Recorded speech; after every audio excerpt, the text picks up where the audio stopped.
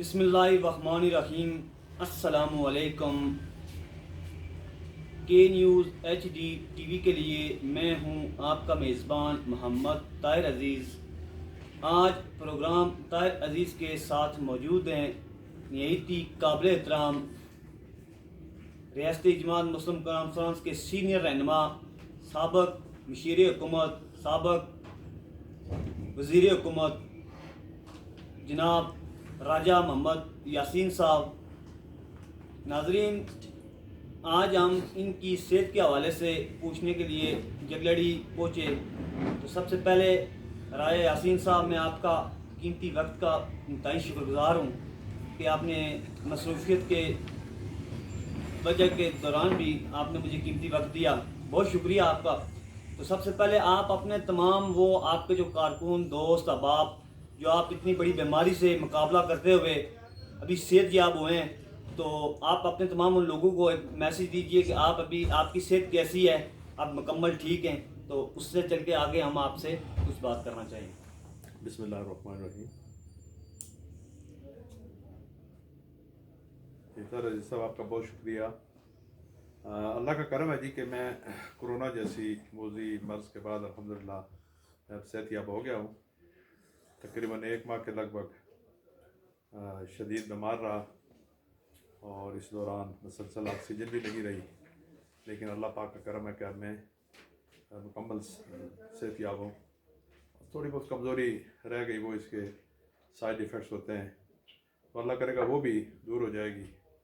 پہلے کے مقابلے میں کافی کم ہو گئی ہے، لیکن آج تک اللہ کرے گا وہ بھی دور ہو جائے گی۔ تو بہرحال اللہ کا شکر ہے کہ اب میں مکمل صحت یاب ہوں جی راجہ یاسین صاحب، اب ہم آتے ہیں مسئلہ کشمیر کی طرف۔ جی۔ بالخصوص 1 سال مکمل ہو چکا ہے، جی۔ دیگر ہمارے سیاسی ایشو کے یہاں پہ آپ سمجھتے ہیں، آپ کی بڑی نظر ہے اس چیز پہ، آپ ایک سیاسی رہنما ہیں،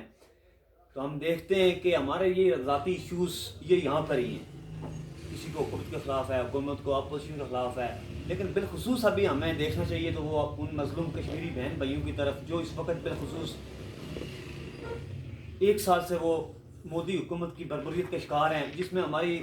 بالخصوص نوجوان وہاں ان کو مارا جا رہا ہے۔ نریندر مودی کی جو فحاشانہ پالیسی ہے اس کے خلاف وہ سیسا بنی دیوار بن کے وہ کھڑے ہیں، تو آپ اس کو کیسے دیکھتے ہیں، اور ان مظلوم کشمیری بہن بھائیوں کے لیے اور بزرگوں کے لیے آپ کیا پیغام دینا چاہیں گے؟ کیونکہ آپ کی جماعت ریاستی جماعت مسلم کانفرنس کا ایک بہت بڑا کردار رہا ہے، جس میں آپ کے قائد عتیق احمد صاحب وہ بالخصوص ہم دیکھا کرتے ہیں مسئلہ کشمیر کے اوپر بہت اچھے کام کر رہے ہیں، تو آپ اس پہ کیا کہنا چاہیں گے؟ دیکھیں جی، اس حوالے سے بنیادی بات یہ ہے کہ کشمیری گزشتہ 72 سال سے، بلکہ 72 سال سے بھی نہیں،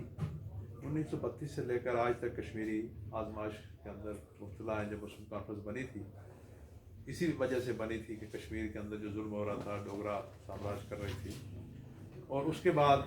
جب تقسیم بر صغیر ہو گئی، ہندوستان پاکستان کا قیام ہوا، اور مسئلہ کشمیر جو ہے درمیان میں لٹکتا رہ گیا، اس حوالے سے آج تک یہ جو کشمیر کی تاریخ میں سیاہ دن گزرے ہیں، ان سیاہ دنوں میں یہ جو 5 اگست کا دن ہے، یہ اولین حیثیت رکھتا ہے سیاہ دن کی حیثیت سے، اس لیے کہ یہ وہ دن ہے جس میں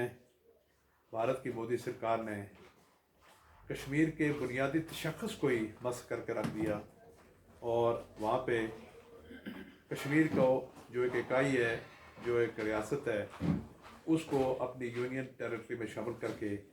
یہ ثابت کیا کہ اب بھارت کا حصہ ہے۔ لیکن میں آپ کو ایک بتاؤں بات کہ جو حریت پسند لوگ یا حریت پسند اقوام ہوتی ہیں، ان پہ اس طرح کے حربے یا حد بندیاں یا قانون آرٹیکل 370 کو ایبروگیٹ کرنا،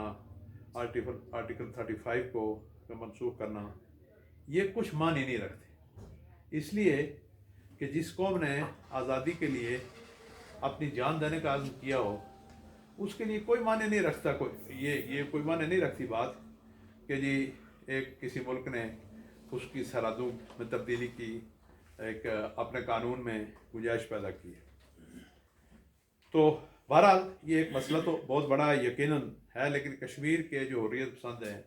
جنہوں نے لاکھوں جانوں کی قربانی دی، عصمتوں کی قربانی دی ہماری ماؤں بہنوں نے، وہ آج تک دے رہے ہیں، اور پہلے سے جذبہ ان کا زیادہ ہو گیا. انہوں نے اس کو بالکل اپنے ذہن پہ سوار نہیں کیا کہ بھارت نے کشمیر کو مقبوضہ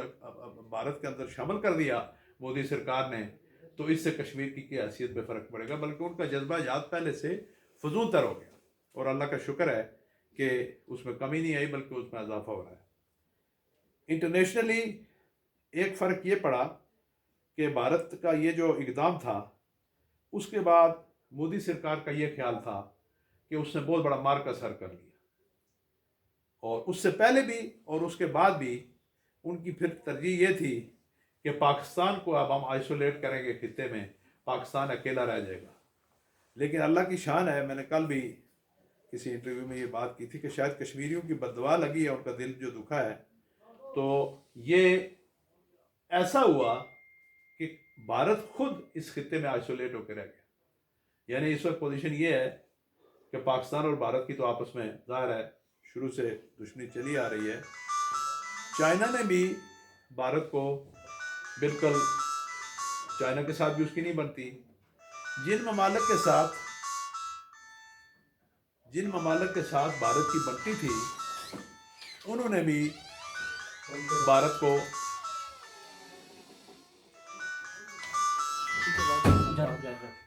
جن ممالک کی بھارت کے ساتھ گہری چھنتی تھی، ان ممالک نے بھی بھارت کو کک آؤٹ کر دیا. مثلا افغانستان میں بھارت نے پنجے گاڑے، اور وہاں سے ہو کے اس کا خیال تھا کہ وہ پاکستان کو زخم پہنچائے گا. تو افغانستان میں اب طالبان کا جب کردار بڑھ گیا تو بھارت وہاں سے بھی آؤٹ ہو گیا. ایران کے اندر بھارت نے بہت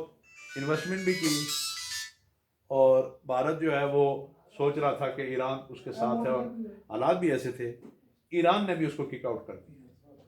اسی طرح نیپال نے، بھوٹان نے، اور ایون کہ بنگلہ دیش جو کہ بہت اس کے قریب تھا، اس نے بھی بھارت کو. تو میں سمجھتا ہوں یہ کشمیریوں کے شاید کوئی ان کی بددعا لگی ہے کہ بھارت پاکستان کو آئسولیٹ کرتے کرتے خود آئسولیٹ ہو کے رہ گیا، اور اس وقت بھارت اس خطے میں بالکل اکیلا ہے، اس کے ساتھ کوئی بھی نہیں کھڑا. تو کشمیریوں کا یہ، میں آخری بات اس سلسلے میں یہ کروں گا کہ کشمیریوں کا یہ جو جذبہ ہے، اس کو نہ تو بھارت کا یہ منصوبہ، نہ یہ آرٹیکل منسوخ کرنا، یہ کسی صورت میں کشمیریوں کے جذبے کو ٹھنڈا نہیں کر سکتا. ہم جو آزاد کشمیر کے لوگ ہیں، پاکستان کے لوگ ہیں، آزاد کشمیر کے اندر، پاکستان کے اندر، بیرون ملک جہاں بھی کشمیری ہیں، ان کا یہ فرض بنتا ہے کہ جس حد تک ہو سکے جانی، مالی، اخلاقی، سفارتی مقبوضہ کشمیر کے بھائیوں کی مدد کریں، کر بھی رہے ہیں، اور مزید کرنی چاہیے. اور ان کے لیے ہم دعا گو بھی ہیں، اللہ تعالیٰ ان کے جذبے کو سلامت رکھے اور انہیں آزادی